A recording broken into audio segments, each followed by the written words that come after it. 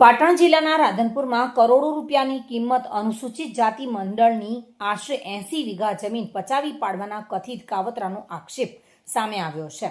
મંડળીના 4 સભ્યોએ જાણીતા બિલ્ડર ઝાકીર ગાંધી સામે ગંભીર આક્ષેપો કરતા જણાવ્યું છે કે સરકારી રેકોર્ડમાં જમીન મંડળીના નામે હોવા છતાં બોગસ પ્રોપર્ટી કાર્ડ બનાવી જમીન હડપ કરવાનો પ્રયાસ કરવામાં આવ્યો છે। પીડિતોના જણાવ્યા મુજબ વર્ષ 1985 થી આ જમીન અનુસૂચિત જાતિ મંડળીના નામે નોંધાયેલી છે।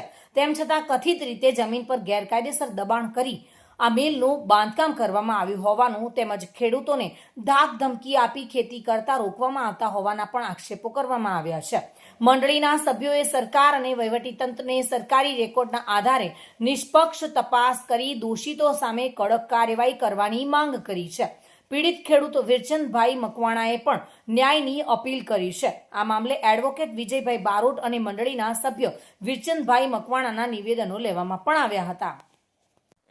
રાધનપુરની સીમના ખાતા નંબર 714માં આવેલી છે।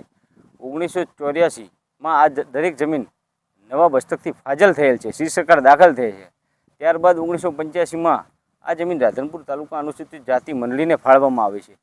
તે દિવસથી આજ દિવસ સુધી લેટેસ્ટ ઉતારા માલિકી હક અનુસૂચિત જાતિ મંડળીનો બોલે છે। તેમ છતાં આ જમીનને ગામતળમાં લઈ અને બોગસ પ્રોપર્ટી કાર્ડ બનાવી આ જમીન હડપ લેવાના આશયથી આ બધું ખોટું કાવતરું રાધનપુરના જાણીતા બિલ્ડર ઝાકીરભાઈ ગાંધી દ્વારા કરવામાં આવ્યું છે।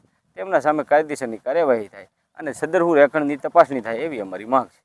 અમારે અનુસૂચિત જાતિની મંડળીની ઝાકીર ગાંધીએ જમીન અમારી પચાવી પાડવા અને એમના ગુંડા તત્વ લઈને અમને રોકવા અમારે ખેડ કરવા દેતા નથી અને અત્યારે પ્રોપર્ટી કાર્ડમાં એ બધી લઈને અમારી 80 વીઘા જેવી જમીન એ દબાણ કરીને બેઠા છે, જેથી સરકાર નોંધ લે બરાબર અને અમારા પ્રત્યે કાંક લમણો રાખીને સારી રીતે અમને ન્યાય આપે બરાબર। એના પછી અમે એ કહીએ છીએ કે જેમના કોઈ સરકારી અધિકારી એમને ધ્યાનમાં લઈ અમારા સામે લમણો રાખીને ઝાકીર ગાંધી સામે તણાય નહીં, જેથી અમારું ખરાબ ના થાય।